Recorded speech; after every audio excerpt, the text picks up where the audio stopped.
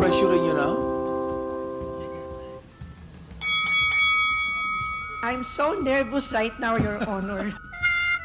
Gusto lang nila, i-confirm kung ano yung gusto nilang i-confirm sa national TV para masira si Sara. Hindi para humanap ng katotohanan, para humanap ng kasiraan. Ilang beses kinang sinagot ng maybe ayaw mo eh. O di ikaw na lang sumagot sa tanong. Pag ako ganyan, pambir, ayaw nyo na sagot ko eh. Di kayo na sumagot sa tanong ninyo, mga ano kayo eh. Ay, asar na asar ako ng ganyang tatanungin ako. Saan mo gusto kumain?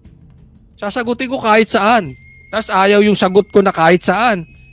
Oy, wag mo na akong tanungin. Ikaw na sumagot sa tanong mo. Tatanong-tanong ka eh. Ganyan mga ito eh. Am I pressuring you now? Hindi ba, Jesus Maria? Yan yung tanong. Hindi ba obvious?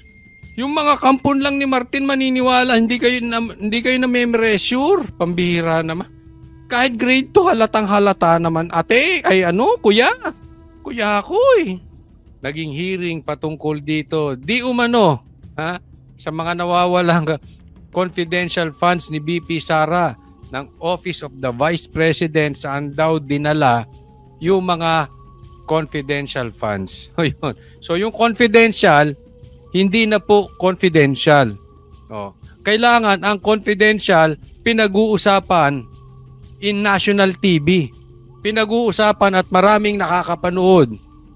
Yan po ang utak ng Kamara. Yan po ang utak ng kampon ni Martin. Ayan, sige, pag-usapan natin.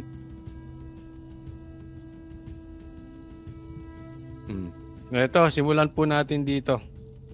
Tanong. Anong tanong mo? Nakatanggap po ba kayo ng envelope? Ayun, envelope. Kay Asek Paharda? Yung totoo po, ma'am. Remember, you are under oath. Aside from your alam... Sige, takutin mo! Bullshit! Ganyan eh. Yan ang kanilang, ganyan nila paano tratuhin ng resource person. So, iimbitahan ka, tapos tatanungin ka, tapos, sige, arasin nyo. Magsabi ka ng totoo. Remember, you're under oath. Yan po ang kampon ni Martin na si Chua. Once from your regular budget, nakakatanggap po ba kayo ng envelope just like Yusek Mercado and Director Osias from Asek Paharda? Ang linis? Ang linis. Hindi. Ito. Seriously. Alam mo, totoo to share ko lang po yung experience ko sa inyo. Pag napapanood ko po itong hearing nila, pag napapanood ko itong mga videos, yung mga cut versions, at nadidinig ko itong mga to, alam nyo, pumapasok sa isip ko, ang linis.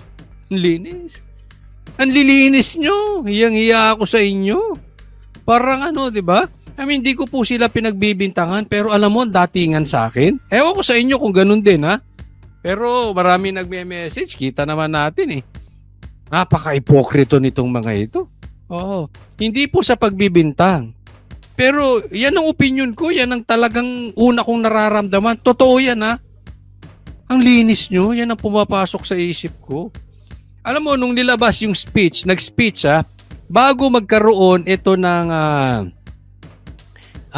pagdinig dito sa Kamara ni Martin. Bago po nagkaroon ng pagdinig dito, naglabas po ng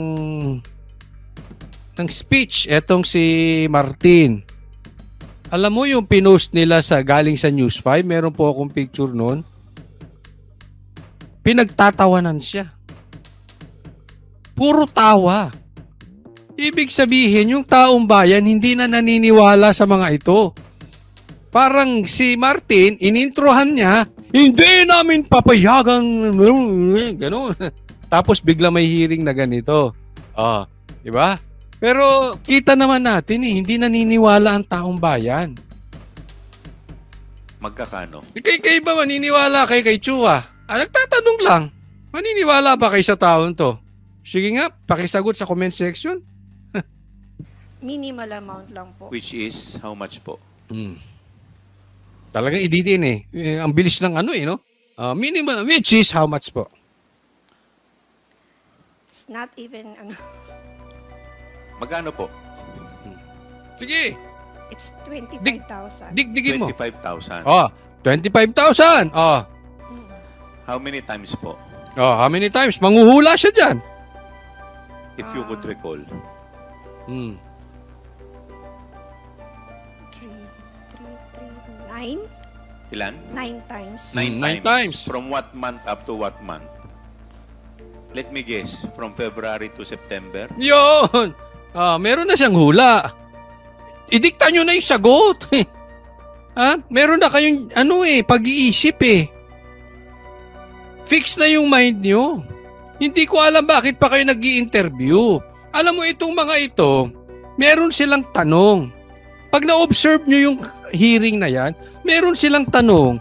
Pag hindi nila nakukuha yung gusto nilang sagot, parang batang inagawan ng candy. Naiiyak. Ganyan ang putaks nila. Putak ng putak itong mga ito. Alam mo, pasimplihin na lang natin eh. Pagkahaba-haba ng prosesyon, sa simbahan din ng tuloy. Ha? Alam mo, hindi na kailangan itong hearing eh. Kasi kahit anong sabihin ng witness dyan, meron na kayong laman sa utak ninyo. Fix na yung utak nyo. You are not there to investigate. Nandiyan kayo para madinig ninyo, ilabas ng mga witnesses o resource persons yung gusto ninyong marinig. Kaya wag na natin pakahabaan pa ang prosesyon. Diretso na natin sa simbahan. Ano yun?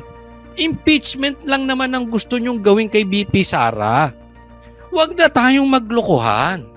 Maloloko nyo yung mga budol-budol. Pero kami hindi. Yan ang tumbok niyan, impeachment lang eh. Diretsuhin nyo na. Diba? Kasi this is the very purpose. Ha?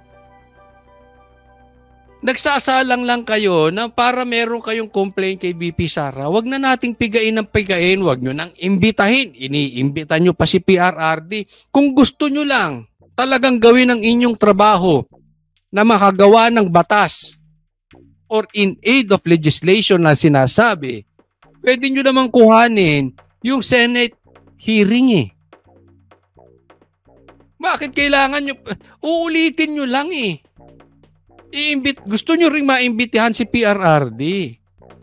Hindi kayo sinipot ni BP Sara. Alam mo ko ako, hindi ko rin siya pasisiputin. Bakit?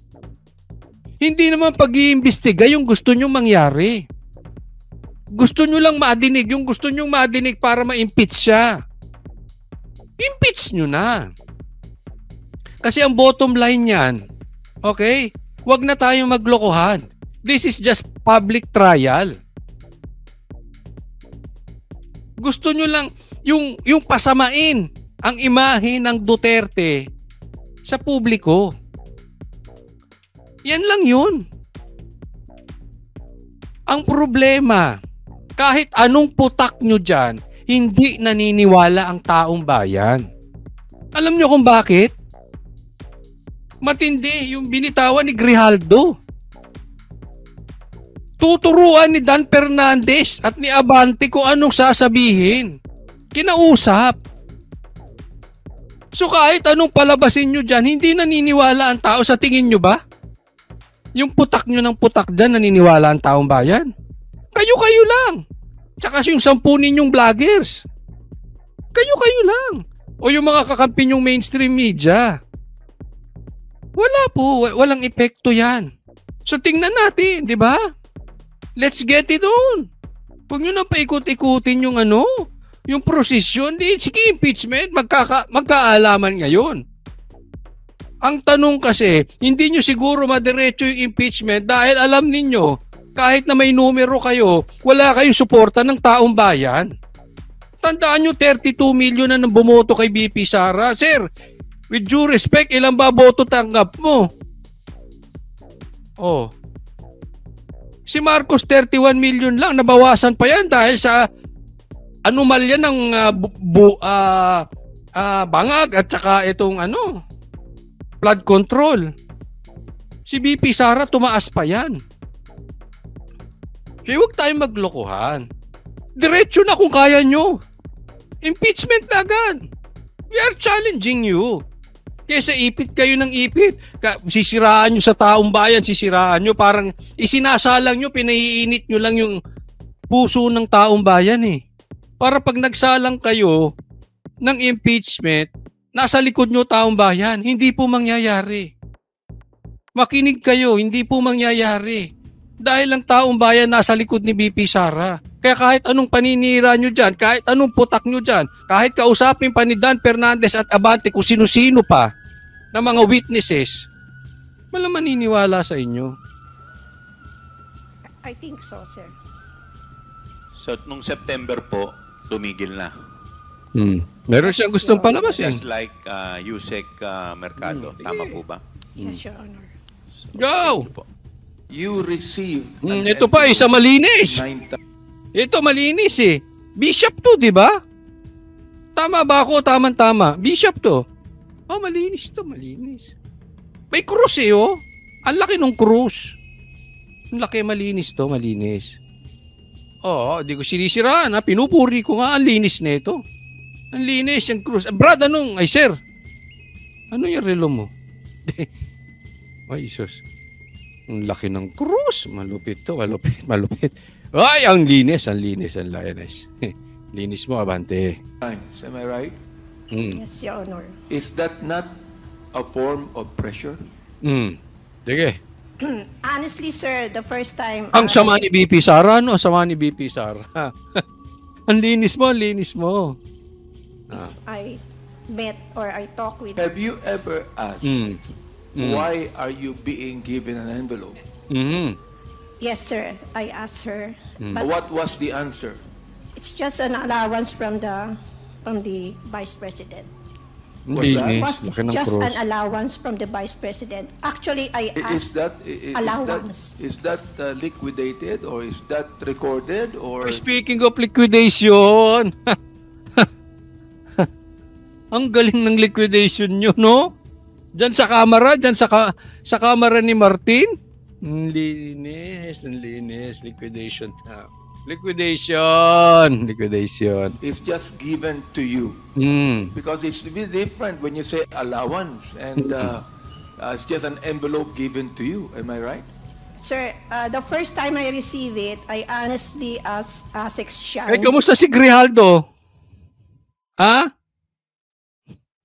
Nakausap mo na ng malupitan? Ma'am, is it part of the confidential fund? Sabi niya, no. It was just an allowance from the Vice President. So, for me, honestly, I received it knowing na it Okay. was not part of the Who gave you confidential that? Who gave you the envelope? ASEC, Sunshine Fajarda. Who requested you to sign the accounting report? It was also ASEC Shine Fajarda. Therefore, if it was ASEC Fajarda who requested you, as you said, to sign, and she is also the one that gave you the envelopes, would you not think that... Alam nyo, ito yan eh. Pasensya na po ah. Gaya ng sabi ko, ting maririnig ko itong mga ito, ang nabibitawan ko salita. Kahit pinapanood ko lang, kahit hindi po ako gumagawa ng video, hindi ako naka-live. Ang linis nyo. Bakit? Kasi kahit anong gawin nila dito, naiipokritohan ako sa kanila. Yung totoo lang ha. Pasensya. Ha, Kong? Yan yung nararamdaman ko eh. Ang ipokrito. Alam nyo kung bakit? Kahit anong piga nyo kay BP Sara, kung hindi nyo kayang pigain ang confidential funds din ni Marcos, bias kayo. Double standard kayo. Kita nyo ang laki ng ginagastos sa flood control. Tahimik kayo pare-parehas. Binaha ang buong Pilipinas. Pinagmalaki yung bilyon ng flood control projects. Pinagmalaki pa sa SONA. Pipi kayong lahat. Walang kumestyon kay Marcos. Ngayon, pinipigaan nyo si BP Sara. Kaya we cannot blame the people. Kung ang tingin sa inyo mga ipokrito, kung ang tingin sa inyo mga bayaran, sabi nga ni Pulong di ba, nadilos siya? Gusto nyo malaman kung magkano kada upo? Gusto nyo malaman? Yan ang sabi ni Pulong. We cannot blame the people kung ipokrito tingin sa inyo. Ang daming nangyayari. Gaya na sinabi ko, si Amy, dikit ng dikit sa Duterte. Until she call out BBM na magpa-drug test, wala akong tiwala. Pa Duterte to si Amy. Hindi niya kinall out na ang daming sigaw na gumagamit si Marcos. That is not the issue kung totoo yun or hindi. It's not for me to judge. It's for him to take the drug test. At hindi kinall out ni Amy. Kaya sabi ko, kahit anong dikit mo sa Duterte, sabihin mo pang best friend mo si Sara, hanggat di mo kino-call out yung kapatid mo, ipokrito dating mo sa amin. Same sa inyo. Paano yung gipit nyo kay BP Sara? Ano yun? Hindi kayo nabaha? Dahil magaganda bahay ninyo? Nakatira kayo sa mga kilalang kondominium? O ano pa?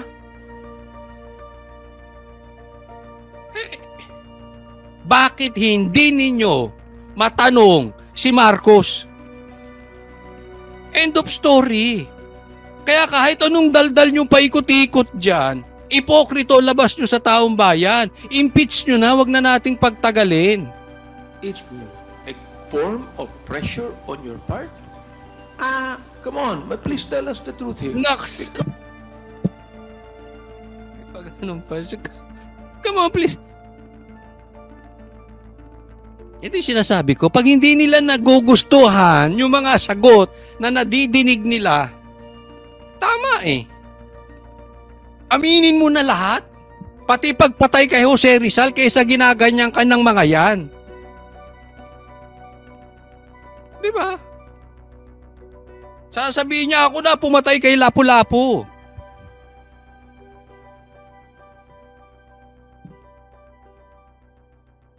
First, Luca, I think you know what I mean, isn't it?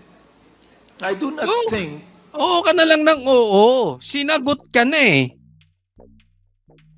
Hindi mo nagustuhan yung sagot Oo ka na lang. Aminin mo.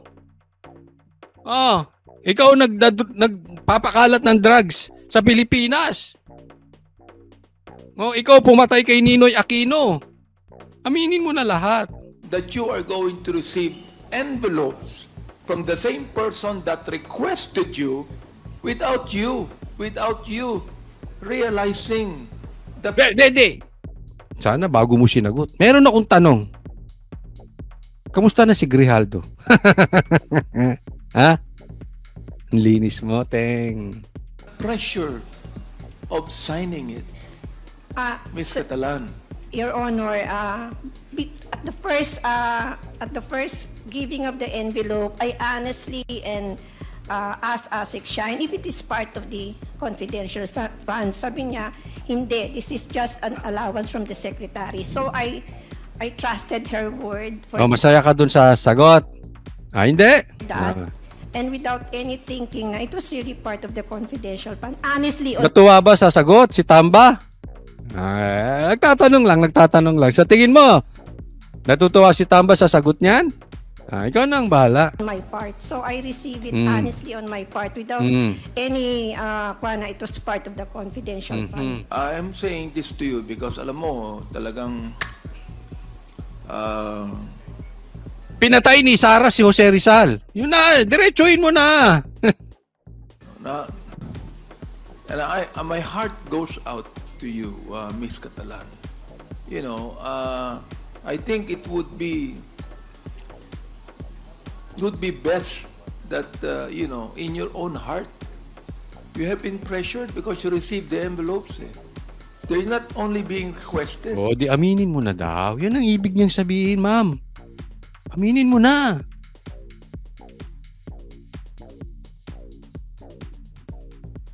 You have been pressured because you received envelopes thinking that they are just allowances, but you know it is never recorded.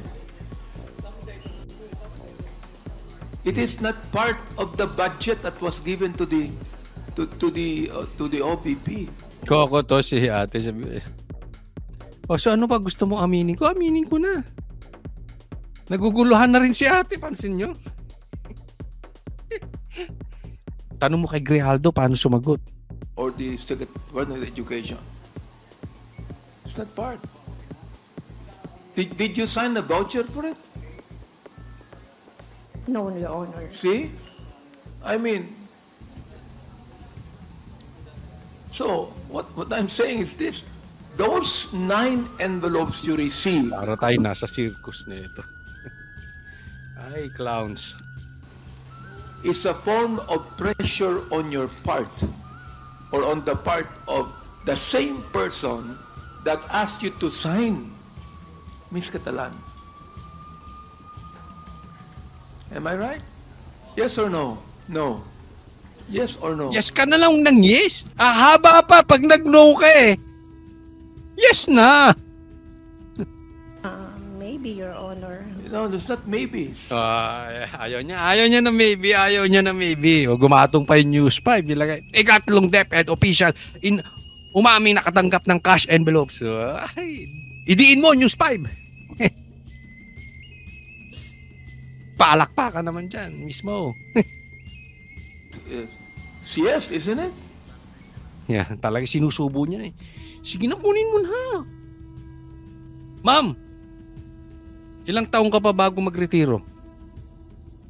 Ganun mga tanongan kay Grijaldo eh. Sinusubo na. Kunin mo na, oy! Sinusubo na yung sagot. Ma'am, nang matapos na tayo. Mga tropa mo, Martin. Kasipsip.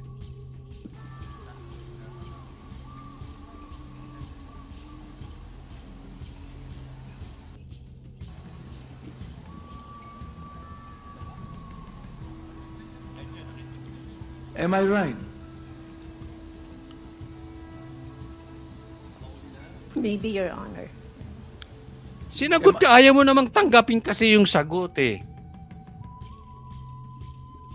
Yun yung sinasabi natin. Meron na silang nasa utak eh. Hindi naman sila kumukuha ng facts. Gusto lang nila, i-confirm kung ano yung gusto nilang i-confirm sa national TV. Para masira si Sara. Hindi para humanap ng katotohanan.